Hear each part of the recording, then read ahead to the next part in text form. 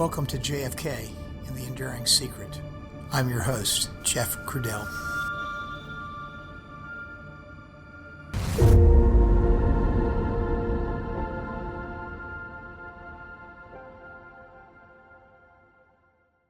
Hello, everyone, and welcome back to the podcast. Today's episode is episode 34. You know, I think you can tell from the last episode that there is something about railroads that I find fascinating. That might not be that unusual. Really, a lot of people like railroads. My oldest brother Les gave me a model railroad for Christmas one year, and that train is still in the family. I'm not sure if it still runs, but it's still in the family for sure. And I still have some of the original track, too, that went with it. And as for railroad men, well, my grandfather, that is, my dad's father, worked a good bit of his life as a railroad man. He was a machinist for the New York Central Railroad, and he spent a great deal of his time in the roundhouse. That roundhouse was in the town where most of my dad's family was born and lived at the time, Ashtabula, Ohio. Grandpa was an Italian, born in 1901 in this country, but he wasn't the oldest, and he had older brothers that were born in the old country, in Italy, that is. And in those days, as an Italian and a Catholic, you weren't necessarily on the top of society's totem pole. But he was good with his hands, and when it came to locomotives, back then, when a part failed, they didn't call up the parts house. They had to fabricate it from scratch. I know that's hard to believe, but they really did fashion them individually, each from scratch. My grandpa did a lot of that. He worked on steam locomotives for most of his life. They would manufacture those beautiful machines in runs of about 30 to 40 locomotives at a time. This was, of course, the extent of mass production of such a mechanical beast of this kind. Thus, his job, and an important job it was, because it kept the trains a-moving. My grandfather was a lot like my father in that he was quiet. He had a quiet humor about him at times as well. He loved us dearly, all the grandchildren. Both men spoke little, but when they did, everyone listened. Their economy of words afforded them a reservoir of attention when they chose to use it. It's been a long time since I've said goodbye to Grandpa. It's coming on 40 years here soon. I was about 22 when he passed, but my father passed more recently, less than 2 years now. He was 95. Wow, what a good long life. He passed just before the COVID crisis, and one of the reasons why recently there was a little bit of a cessation in our podcast episodes was that my brother Dennis and I were in North Carolina to deliver my dad's ashes to their final resting place. The same places where my mom's ashes are at, and some of my son Alex as well. Back to the earth, in the same place my mom and my dad had built their cottage in the North Carolina mountains, a beautiful little place that they had erected over 50 years ago. Delivering those ashes was something that was supposed to have taken place more than a year ago, but it was delayed as a result of COVID. So on my drive back home after the ceremony, and it was a long drive back, something like 4 hours, I had time to reflect on how fast life had gone, how fast those 40 years went by, how much you take for granted that the folks you love are here with you, and then they are gone. It really does happen so quickly. I am not trying to be melancholy, but rather to say that it was something precious that I got to experience, and I am better for it, and I miss not having it still. I can remember my grandpa clear as day, and of course my dad too. They were both rocks, both pillars in our family. Their presence made things calmer. I guess they were a type of patriarch to us. Both of these men were living when JFK was assassinated. I suppose I asked my dad a few times about the assassination. You know, just general things like, do you remember where you were when you first heard the news that the president had been shot? I never got a chance to ask my grandfather those types of questions. I really wasn't old enough to understand any of this during a period when he was healthy and I could. So I think it's fitting that today's episode, the episode about the rest of the railroad men, be dedicated to my grandfather, John Crudell, and my father, James Edward Crudell. Dad and Grandpa, I miss you immensely, more than I care to admit sometimes. I know that is the same for a lot of people in my family. And this weekend seems particularly fitting to honor the both of you in this podcast since it's Father's Day today. And because it is Father's Day, happy Father's Day to all of the fathers out there who are listening. The railroad men you are about to listen to today were, in a sense, just like my grandpa. They were working men who got up every day and went about their business on the railroad. Nothing flashy. Many of them had been with the railroad for more than a generation. They weren't out for glory, and they didn't seek to be in the public eye. And for sure, they didn't want that, especially under these circumstances.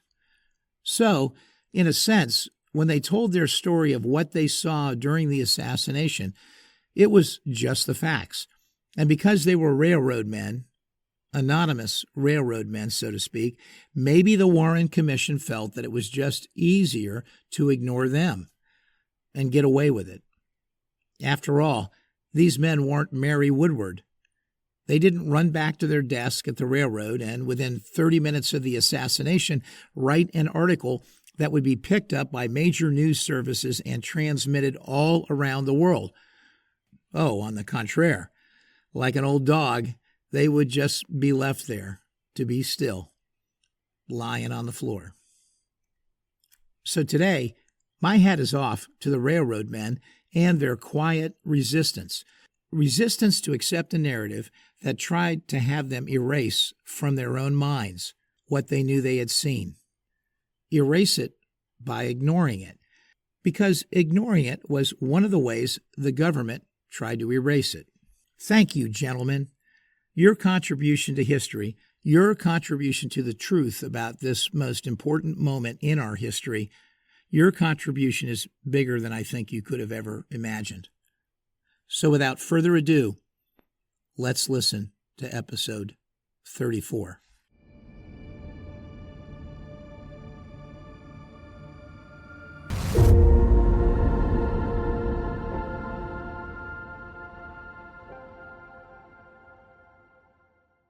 How many times in the 33 previous episodes have you heard the term the triple underpass or the railroad overpass in the case of Dealey Plaza?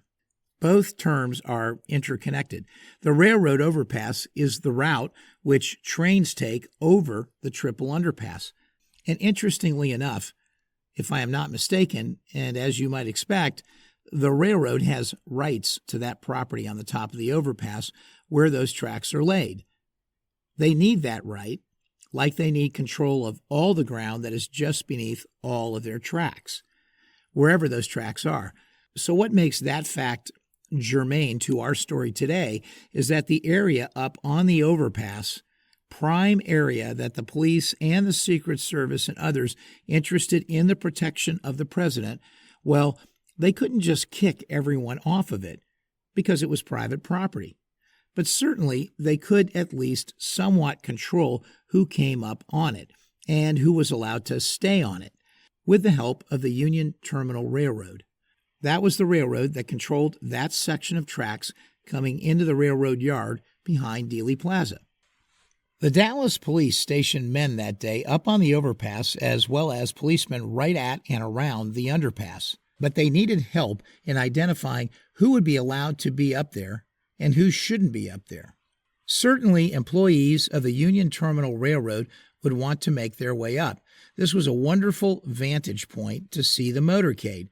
First, it was elevated.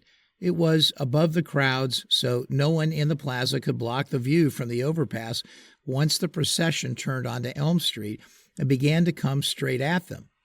It was one of the best seats in the house. It was not the first row, staring at the movie screen with no angle of view. It was a distant, wide, panorama of all that was going on in the plaza that day. You could see everything from that perch on the top of the railroad overpass.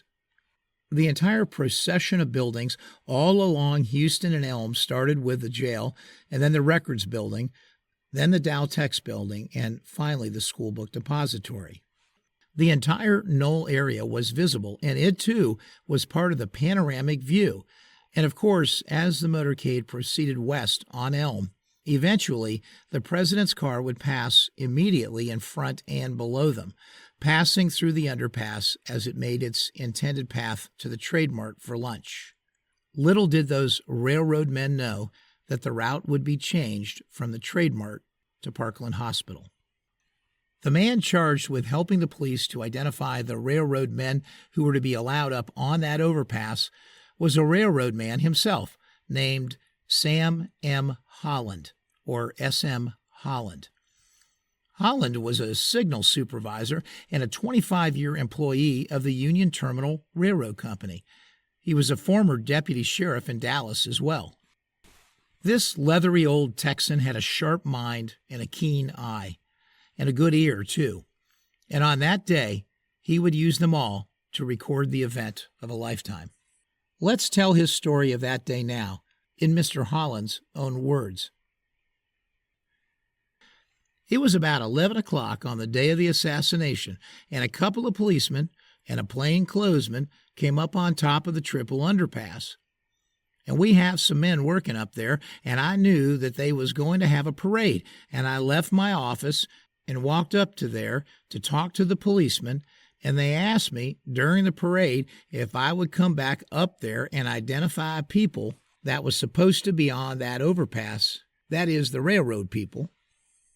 My office is at the Union Terminal Station, or less than a quarter of a mile from up there on that overpass. It's a very short distance.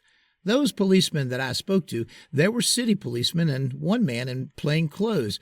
I didn't talk to him, that is, the plainclothesman. I talked to the city policeman. This other man, he was either a plainclothes detective or an FBI agent or something like that. But I don't really know, and I told him I would be back in after lunch. I would go up there on the overpass. Well, I did just that, and I arrived up there, I guess, about 11:45, and at that point, I would identify each person that came up there that worked at the Union Terminal and whatever department so-and-so that they worked in. Let me try to remember who I saw up there, and well, there was Mr. Riley, R.C. Dodd, and N.H. Potter, and Luke Winburn, and another feller by the name of Johnson that works in the car department. Oh, and another feller who also works in the car department, a blonde-headed boy. But I don't remember his name. I do remember two other men as well, one working for the Katy and one for the T&P. But I do know that they were real people. They were there over there on business. Oh, that's really short for Texas and Pacific, and Katy is short for Missouri, Kansas, and Texas Railroad. Again, I didn't talk to these men, but I know that the plainclothes policeman did and got identification from them. Later, closer to the time of the parade, I guess I also saw Dave Cowsard up there too. You know, there was one more that was up there too, and he actually ran over with me around the corner and over to the picket fence right after the shooting. I'm trying to remember his name. I was up there to help them identify the railroad people, but it wouldn't be fair to say that I recognized everybody up there at the point the motorcade came through, because there was quite a few people came up there right at the last moment. There were a few people up there that I didn't recognize myself. The policemen were checking then for identification, and I do think everyone was checked by some person. I would estimate that there was between 14 to 18 people up there at the time of the motorcade. As the president's motorcade turned off of Main Street in front of the county jail and onto Houston, I was roughly in the middle of the overpass over Elm Street. I was right at the concrete banister on the overpass. The next day, on Saturday the 23rd, I went down to Dealey Plaza with my son, and we took pictures. Here's one of my sons standing in a position at the banister in the triple overpass where I was at. the time of the motorcade when it began to come into view. One of the police officers, as I remember, was standing right behind me, or pretty close behind me. He was standing in close so that he could see, but he could also see the other people and the other policeman that was up on the overpass too. He was there, I think, unless he left immediately before this happened. You see, when they turned there onto Houston, I didn't turn around and look back anymore. I was focused on the motorcade. But the last time I saw this policeman, he was standing over to the side.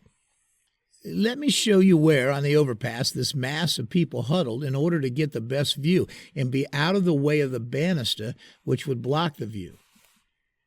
As the presidential car proceeded down Elm Street, I could see the president put his hand up and the First Lady still looking off to the south side of Elm.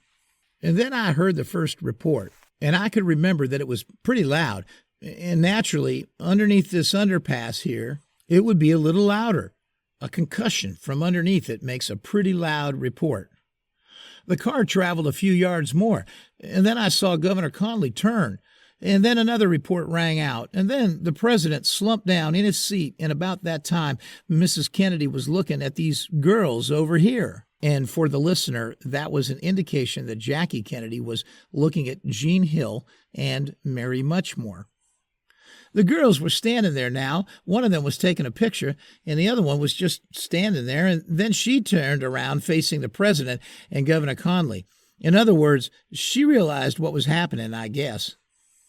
And then I heard a third report, and I counted 4 shots in about the same time all of this was happening. And in this group of trees to the right here, and for our listeners, Holland was now indicating the trees on the north side of the Elm Street at the top of the grassy knoll. In this group of trees, there was a shot, a report. I don't know whether it was a shot. I can't say that. But there was a puff of smoke. Came out about 6 or 8 feet above the ground, right from under those trees. And you could see that puff of smoke like someone had thrown a firecracker or something. And that is just about the way it sounded. It wasn't as loud as the previous reports or shots. And I believe it was the third and the fourth shot. They were close together. It could have been the third or the fourth, but there were definitely 4 reports. I have no doubt about it.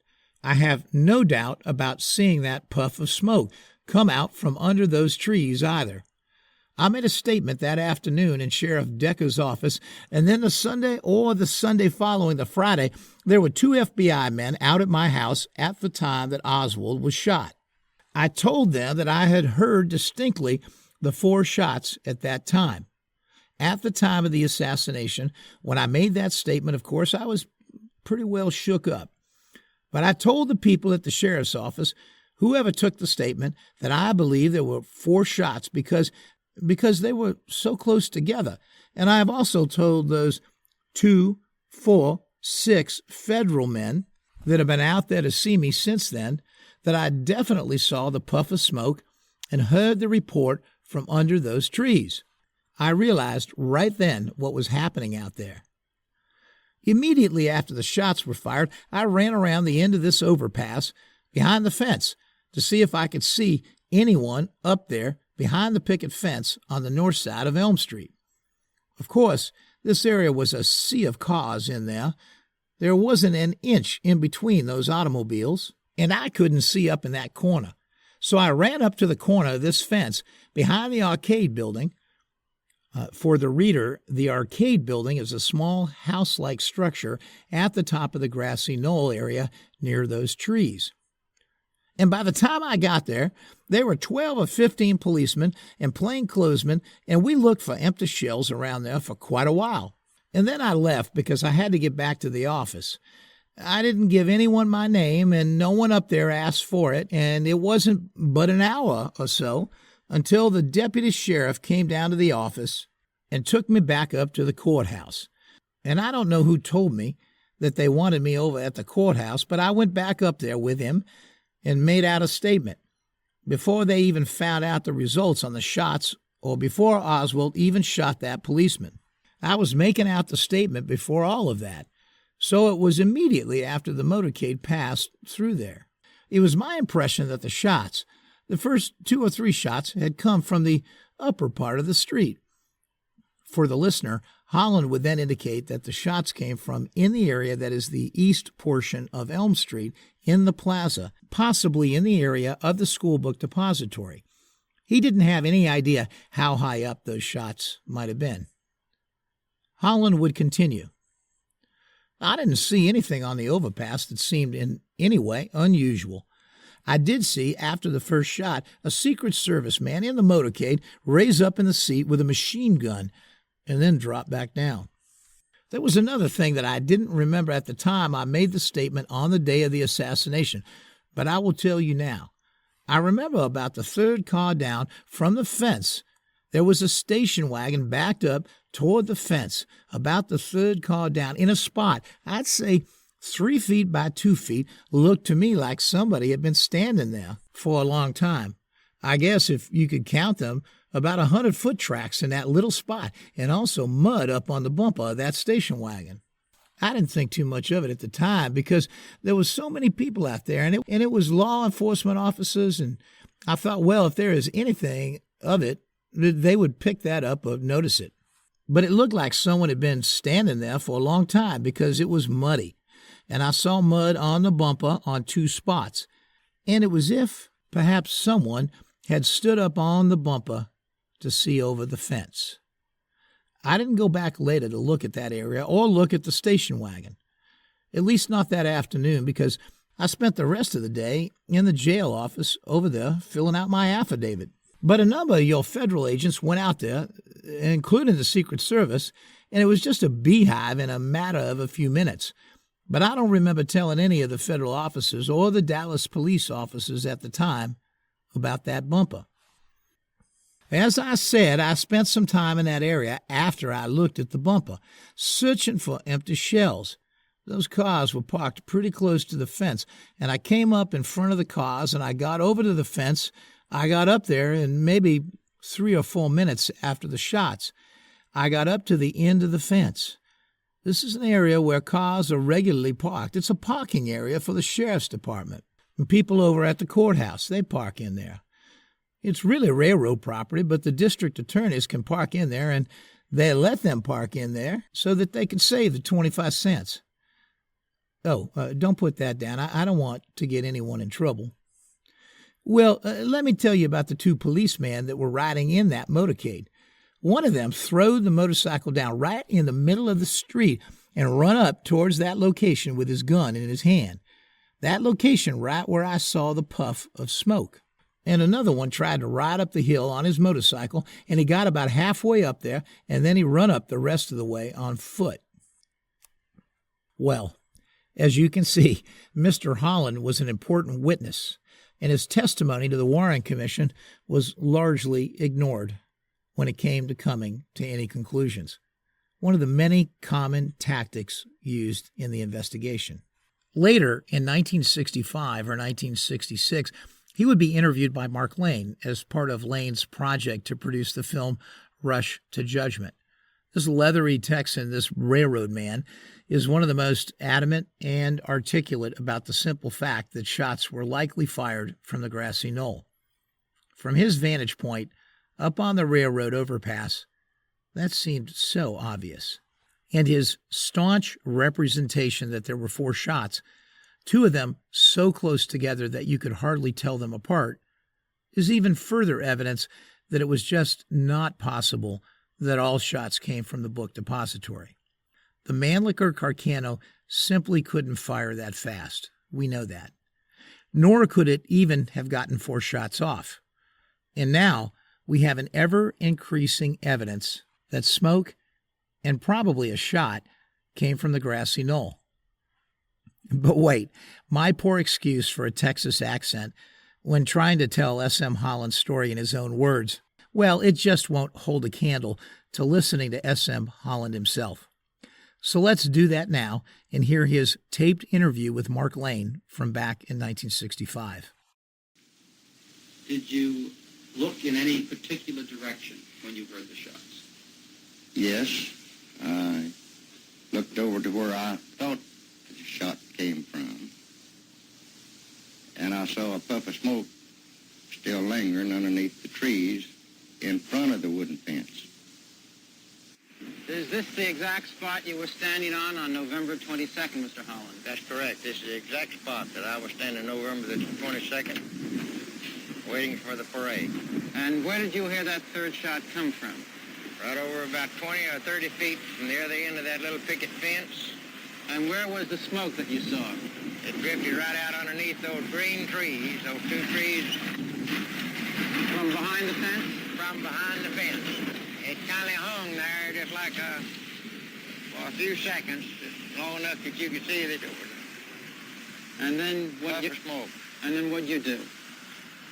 Immediately after the president's car came underneath this overpass, the four of us broke a run around this fence to find out if we could see anybody leaving the area. Can we walk this way now that you went on the 22nd? No, we can walk that way right now. Fine. We were trying to see what we could see, and this was the direction you walked on the 22nd? This was the direction. I made this right turn.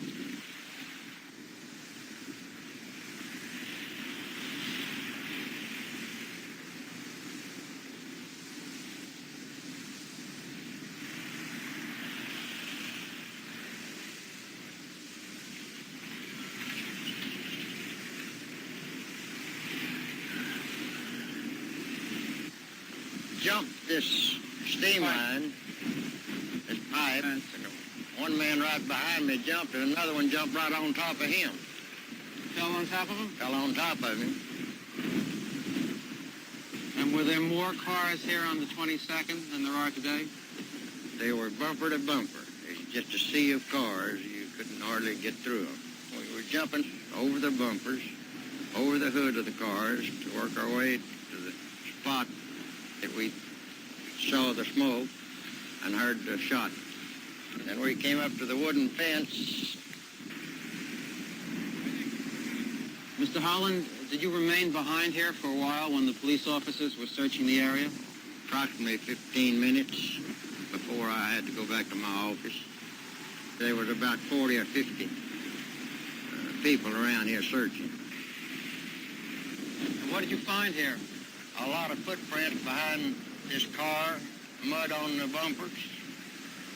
And I looked around to see if I could find some empty shells or any evidence of a shot being fired and the bullet shell rejected from the gun. And this is where I saw the smoke from the third shot. The Warren Commission published just a very small portion of your testimony and used your testimony as proof that no shots could have come from behind the fence. Did they accurately and fairly use your testimony? They are wrong, because my testimony, and I made it very clear, that there was a fourth shot fired, and one of those shots came from behind that picket fence. Richard Calvin, or R.C. Dodd, was one of the railroad men up on the overpass that day with S.M. Holland.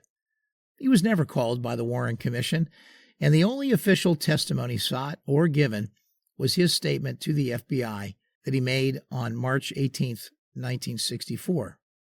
You'll notice that the FBI did not pursue any testimony of these other railroad men until March 1964, even though the authorities knew of their existence from the very start of their investigation on November 22nd. Clearly, someone decided that what these railroad men had seen and what they knew could not be ignored. They at least had to be interviewed, and what got taken down in these interviews is interesting in light of what they said, what they really said, or at least what they were saying later to Mark Lane about what they really had said. According to the statement, Dodd would tell the FBI the following: that he was employed as a track supervisor for the Union Terminal Company, and on the day of the assassination, he took up a position on the Elm Street Railroad Viaduct overlooking the route used by the presidential motorcade on this date. Mr. Dodd stated that when the motorcycle escort and the automobile carrying President Kennedy approached the area where he was standing, his attention was directed on President Kennedy. He stated he first realized something was wrong when he saw President Kennedy slump forward and simultaneously heard shots ring out. He stated that he did not know how many shots were fired, but that the sounds were very close together. Mr. Dodd advised him that his attention remained on President Kennedy. He did not look up and did not know where the shots came from. That was the extent of what was taken down that day by the FBI. Notice the complete absence of any corroborating discussion about smoke around the Grassy Knoll area, and the statement produced by the FBI that Dodd did not know where the shots were taken from. So, in light of that, let's turn to those same series of mid-1960s interviews where Dodd was interviewed by Mark Lane and listen to what he had to say in his own words. Where were you on November 22nd, Mr. Dodd? I was standing on the underpass, Commerce Underpass in Dallas, Texas. Were you there alone? No, I was along with 3 friends of mine. Railroad men? Yeah, all railroad men. Mr. Holland was one of them. That's right. And did you see anything which might indicate to you where the shots came from? Well, we all 4 seen about the same thing as the shots. The smoke came from behind the hedge. Walter Winborn was another railroad man up there on the railroad overpass with S.M. Holland that day. Like J.C. Dodd, his only testimony was given to the FBI. The Warren Commission never called him. His FBI interview was conducted on March 10th, 1964. Here's what the FBI placed in the report after his interview. Mr. Winborn stated that he was presently employed as a switchman for Union Terminal Company. On November 22nd, Mr. Winborn took a position on the Elm Street Railroad viaduct so that he could observe the presidential motorcade and President Kennedy. As the motorcycle escort and the vehicle carrying the president approached the viaduct, Mr. Winborn heard 3 distinct shots ring out. Mr. Winborn stated he was not able to ascertain exactly where the shots were fired from, and his attention remained on President Kennedy and the motorcycle escort. He stated, however, that the shots sounded as if they all came from the same area. Interesting. Mr. Winborn stated that very shortly thereafter, the motorcycle escort dispersed and one motorcycle was abandoned by the police officer riding it on the grassy slope on the north side of Elm Street.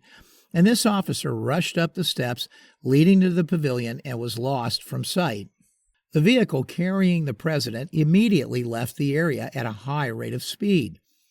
Mr. Winborn then moved away from the east edge of the viaduct, where he could get a clear view of the area to the west of the Texas Schoolbook Depository Building. He remained at this point and observed the approach to the railroad tracks for a few minutes, but failed to see anyone moving toward the railroad tracks. Mr. Winborn stated that he then returned to his work and had no further personal knowledge concerning the activities in this area. Mr. Winborn stated that he did not know Lee Harvey Oswald and he had never met Jack Ruby. Again, that was it. That was the sum total of the discussion. Walter Winborn was another witness that was interviewed by Mark Lane. So let's once again turn to what Walter Winborn said to Mark Lane in his interview with him and see the contrast between the FBI report and what the witness said on camera to Lane. Let's listen to Walter in his own words, in his own voice. I just saw smoke coming out, and a motorcycle stolen leap off his machine and go up towards that smoke that come out among the trees on the right-hand side of the motorcade. It looked like a little haze, like somebody had shot firecrackers or something like that. James Leon Simmons was another railroad man present that day.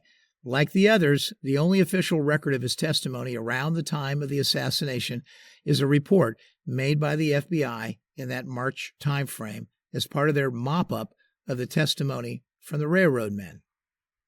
He was articulate, and that is probably what got him drafted to later testify in the Clay Shaw trial that Jim Garrison held in New Orleans. Interestingly enough, no other railroad men testified in the Clay Shaw trial. So here is what the FBI stated about the March interview. And after that, like we have for most of these other witnesses, we will play the audio from his interview with Mark Lane. One more for you to hear and be the judge of. James L. Simmons was interviewed at the Union Terminal Company, and he stated that he was a car inspector on November 22nd.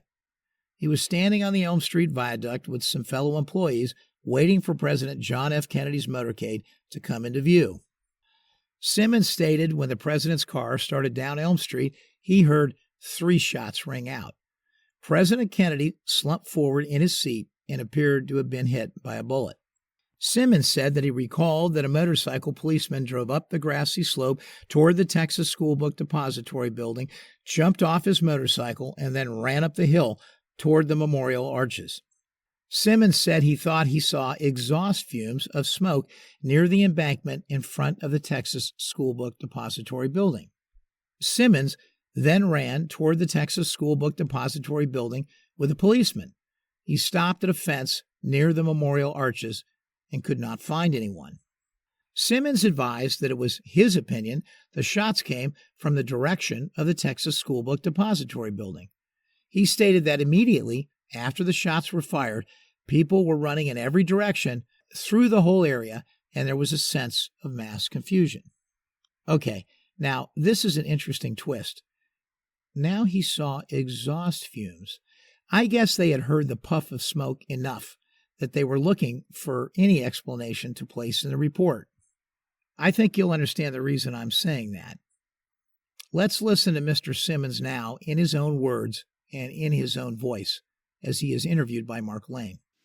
As the presidential limousine was rounding the curve on Elm Street, there was a loud explosion. At the time, I didn't know what it was, but it sounded like a loud firecracker or a gunshot. And it sounded like it came from the left and in front of us, towards the wooden fence. And there was a puff of smoke that came underneath the trees on the embankment. I was talking with a patrolman Foster at the time, and as soon as we heard the shots, we ran around to the wooden fence. And when we got there, there was no one there, but there was footprints in the mud around the fence, and there was footprints on the wooden 2x4 railing on the fence. Were you questioned by the Dallas police on that day? Yes, I was. Did you give your name to the Dallas police? Yes, I did. Did you tell them what you've just told me? Yes, I did. Were you subsequently questioned by agents of the Federal Bureau of Investigation? About a month later, I was questioned by the FBI. Did you tell them what you told me and what you told the Dallas police? Yes, I did. Were you ever called as a witness by the Warren Commission? No, sir, I wasn't. Thomas Murphy was yet another railroad man up there on the railroad overpass with S.M. Holland that day. Holland didn't name him in his testimony, but he was up there in that same vicinity. Like R.C. Dodd and Walter Winburn, his only testimony was given to the FBI. He was but one more witness that the Warren Commission never called to testify. Like Winburn, Murphy's FBI interview came much later after the date of the assassination. His interview was conducted on March 20th, 1964, some 10 days after they went back to speak with Winburn. This is what the FBI recorded in the record of their discussion with him on March 20th.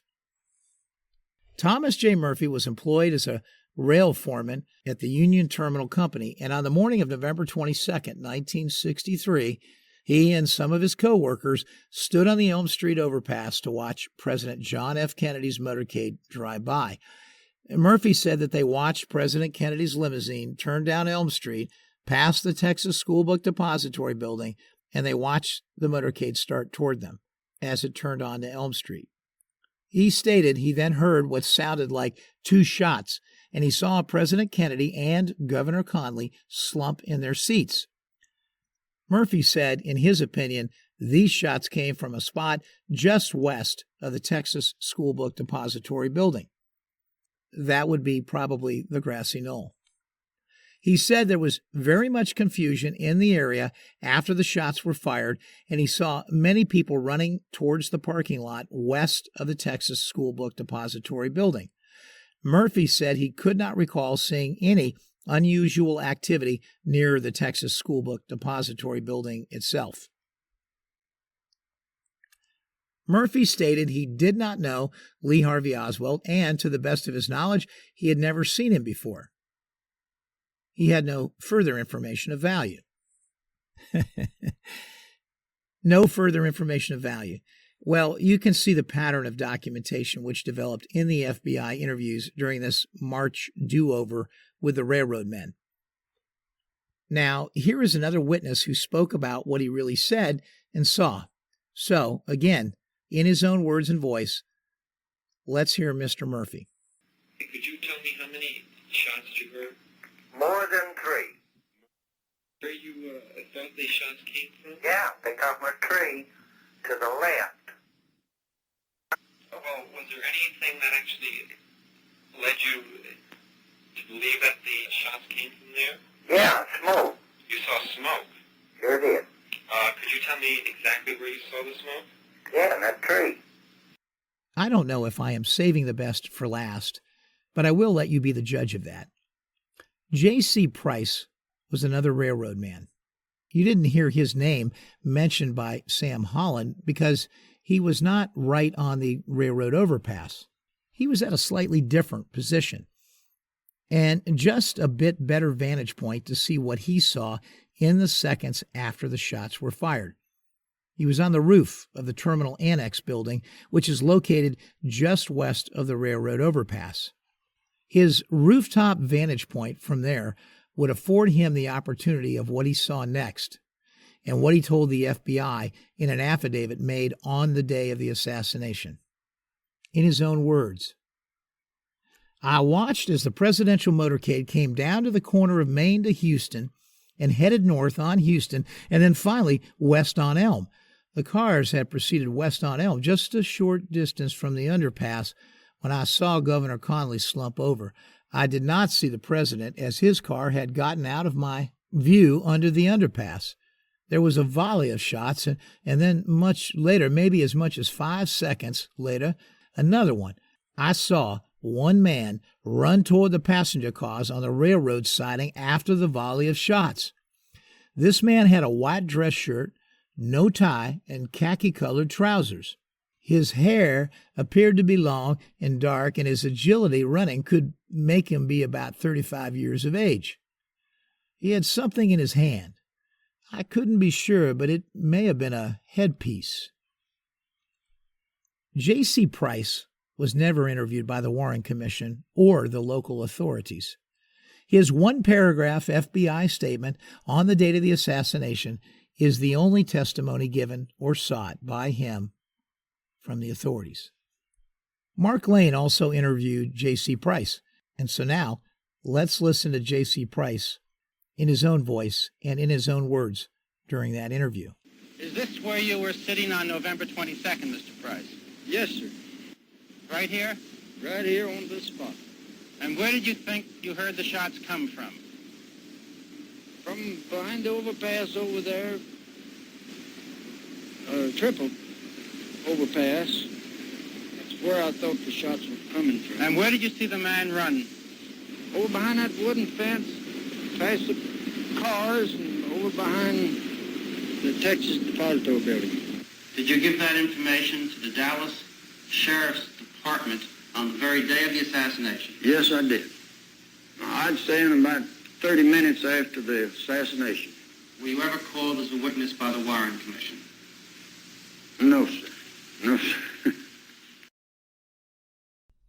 Well, there you have it. A stunning collection of interviews that clearly indicates that there really was smoke and probably shots.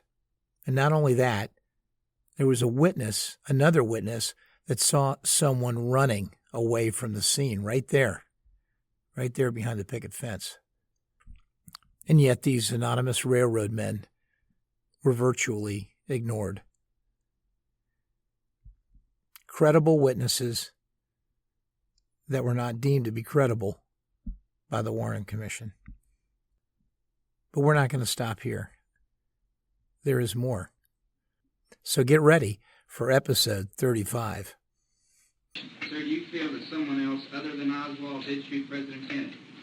I believe that if everything that the FBI, Dallas Police, Dallas DA version says is true, that is, that one person alone participated in the assassination, and that Oswald was on the 6th floor of the Texas Book Depository building, that it would have been virtually impossible for Oswald to have been the one person.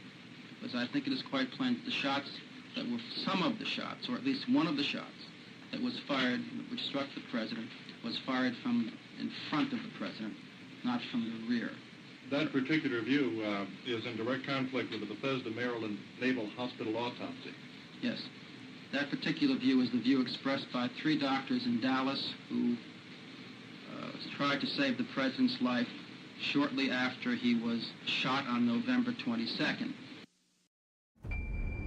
Thank you for listening to episode 34 of JFK, The Enduring Secret.